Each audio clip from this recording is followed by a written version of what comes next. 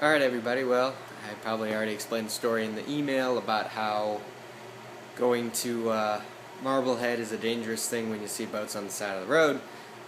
So, yeah, we bought a third boat. It's only temporary until, the Pechanga sells.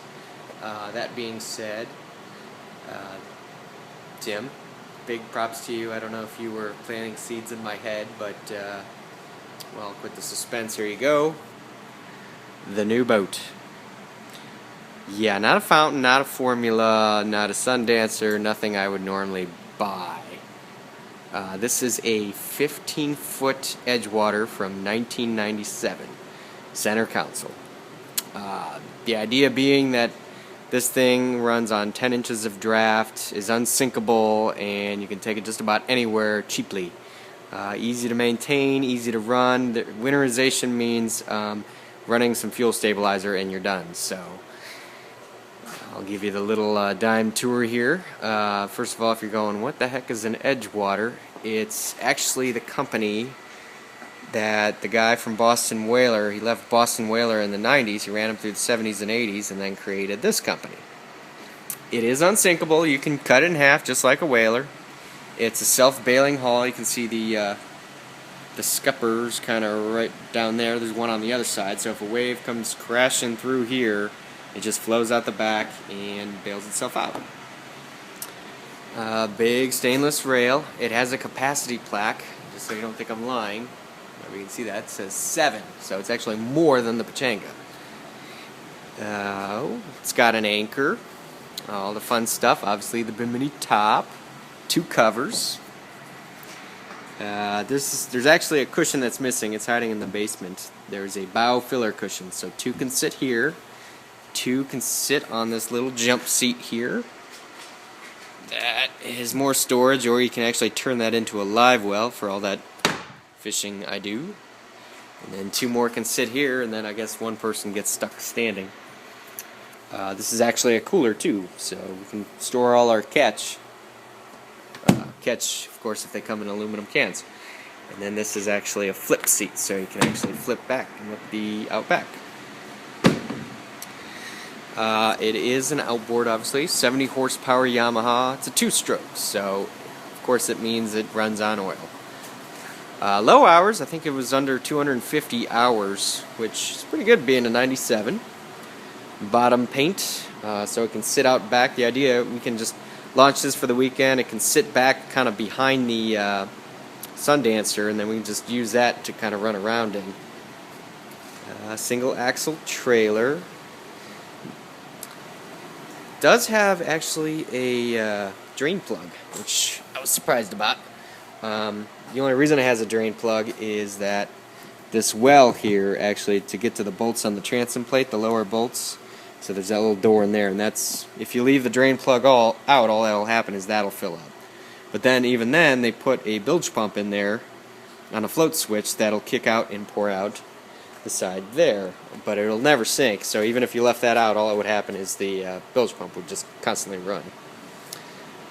There is no wood anywhere in the construction, so there's nothing to rot.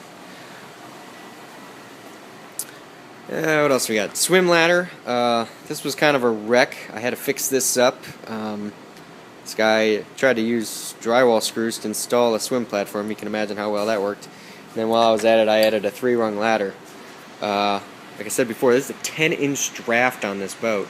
That ladder extends about 3 feet, so if you do the math, you can expect a really humorous situation, because I never remember to put the swim ladder up.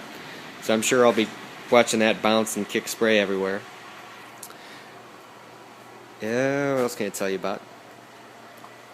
It does have an internal fuel tank. That's kind of rare for the size. They usually got the little portable tanks. This is, which I think is monstrous for the size. It's a 30-gallon tank for this teeny little boat. So that's kind of nice. The anchor locker, actually, I'm not going to be able to open it from the side. See, it's hinged. But that's actually wet all the time. If rain comes in, it comes in through the cracks. And then there's actually a drain out the side of the hull. So nothing dry could ever really be stored in here. Which is kind of a bummer, but, you know, it happens. Being 15 foot, there's a little less safety regulations, so we don't have to carry as much stuff. You're probably thinking, wow, you're going to bounce and kill yourself everywhere you go. There's actually a 16-degree dead rise, which is a lot for a little boat this size. And then it has what they call the whaler smile. If you look, there's this giant reverse chine in here. You see on my fingers? The idea being that water comes up, hits the chine, and gets deflected down or out. So hopefully it'll be a little bit of a drier ride than you might expect. In terms of equipment, what can I tell you? That's obviously got, you can see there sticking out like a sore thumb, there's a dual battery with this. Again, kind of a rare thing you see in this size. But that's so you can run the stereo all day and then still get home. And then you can kind of see there's a depth finder, fish finder. There's a little mount for the GPS, and then behind that you see the antenna. Gauge-wise, there's not much. There's a tack, digital tack, tells you how much oil, temp, any kind of warnings. Obviously a fuel gauge. Nav lights, so we can run at night. I'll take you up inside just so I can get a better view. The bimini, I can actually stand up in here under the bimini, which I'm probably the only person. If you're anything over 5'8", you probably won't. So Tyler, you'll fit. I think that's about it, guys. But the only thing I will tell you, damage-wise, which I don't know if you've seen it yet, is that there is actually a whole bunch of chips down the side of this thing. I don't know if it's going to show up in the video or not, but it's got some major dock rash through here. Obviously you can see how it's chipped up on the stripe there, but good news is that means now I don't have to worry about anything hurting it. It's already hurt, it's done, it's over with. Rub rails kind of looks like it's had a rough life, but I never found any bumpers with the boat. So if this is all that happens after 16 years, I guess we're doing okay. And you know, the idea of this one isn't just so that Deanna and I can enjoy it, but you know, if we're not up there, guys, this thing, it hooks up in 2 seconds. I'll make a short tutorial video or run you through how to hook it up and drive it off. There's really not much you're going to do to hurt this thing. Again, it won't sink no matter how hard you try. We do have a handheld ship-to-shore radio that'll go stay on the boat. It stores in that center console there. But you guys can just take it and go enjoy. If we're not up there, and you are, you know, hey, use it, enjoy. Just replace the gas, and we're on good terms. That's really it, guys. That's the new boat. Tyler, plug your ears. I'm sorry to say that the top speed is probably 30 to 35. That's about it. They did make them with 90 horsepower, but I unfortunately could not find one, especially for the price. So we haven't come up with a name. It was named River Rat. We did tore that off because that sounded kind of cruddy for a name. But we'll do all the proper ceremonies.